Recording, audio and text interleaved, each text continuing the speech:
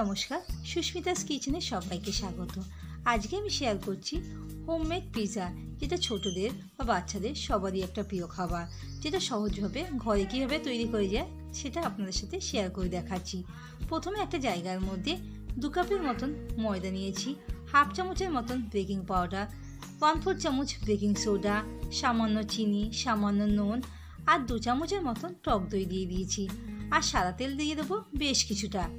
এইগুলোর সাথে ময়দাটাকে ভালো করে মিশিয়ে নেব আর অল্প অল্প জল অ্যাড করে ময়দার ডোটাকে মেখে নিচ্ছি। ময়দার ডোটা মাখা হয়ে গেলে বেশ কিছুক্ষণ ধরে একটু ঠেসে নেব, তারপর ঢাকা দিয়ে কিছুক্ষণের জন্য রেখে দেবো। ঠিক সেই সময় 200 গ্রামের মতন পনির নিয়েছি। পনিরগুলোকে আমি কিউব করে কেটে নেব, একটু বড় সাইজের, ঠিক এই সাইজের।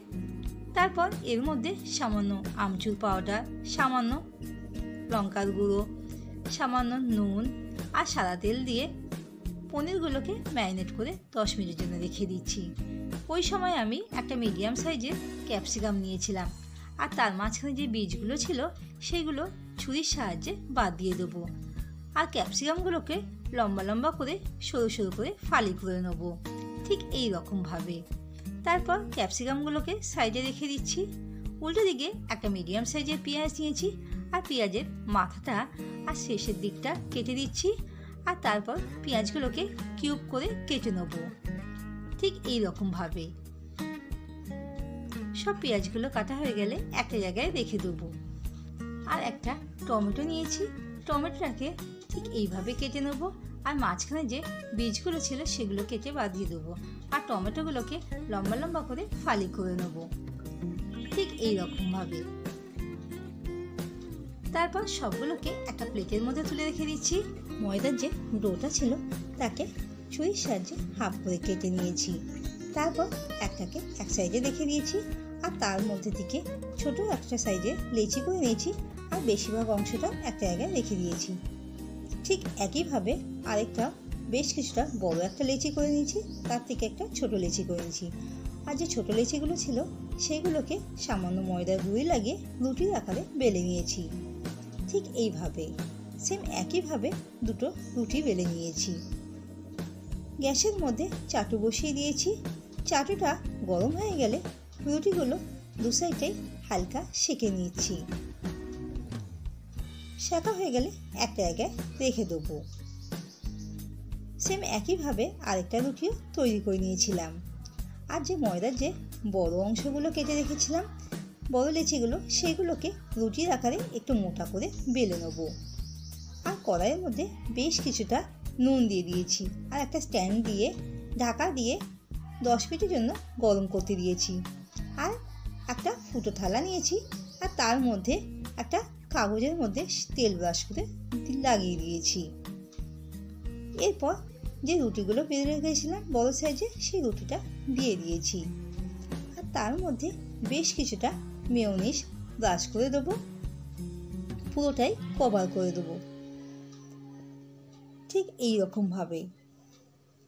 তারপর এর মধ্যে যে ছোট সাইজে রুটিগুলো তৈরি করে রেখেছিলাম সেইগুলোকে উপরে বসিয়ে দিচ্ছি একটা। তারপর সাইডগুলোকে হাতের সাহায্যে এইভাবে আটকে দিচ্ছি যাতে খুলে না যায়। আর একটা কাঁটা চামচের সাহায্যে সাইডগুলোকে আমি এইভাবে আটকে আটকে দেবো, যাতে ভেতর থেকে খুলে না যায় আর কাঁচাও না থাকে। তারপর এর মধ্যে পিৎজা সস লাগিয়ে দিচ্ছি পুরোটাই। তারপর এর মধ্যে একে একে সব সবজিগুলো দিয়ে দিচ্ছি। প্রথমে ক্যাপসিকামগুলো দিয়ে দিয়েছি, তারপর কিউব করে কেটে রাখা পেঁয়াজগুলোকে উপর দিয়ে দিয়ে দিচ্ছি।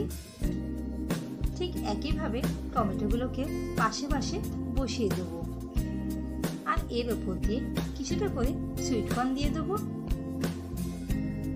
তারপর ম্যারিনেট করা যে পনিরগুলো ছিল সেইগুলোকে পাশ দিয়ে সাজিয়ে দিচ্ছি, ঠিক এই রকমভাবে।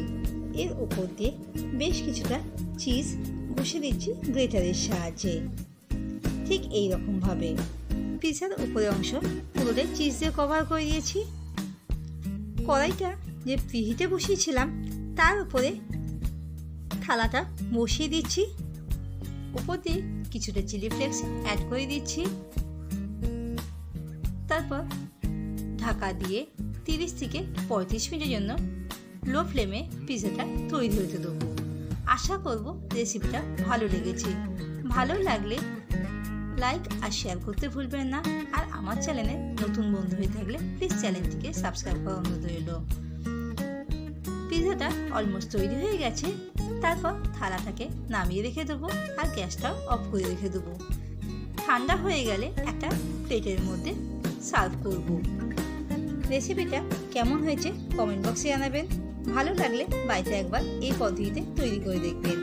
তারপর পিৎজাটাকে ছুরির সাহায্যে কেটে দেখাবো। ঘরোয়া কিছু জিনিস দিয়ে তৈরি করে নেওয়া যায় বলে চটজলদি তৈরি করে নেওয়া যায় আর খেতেও সেরকম সুস্বাদু হয়। ধন্যবাদ পাশে থাকার জন্য। দেখা হবে নতুন রেসিপি নিয়ে খুব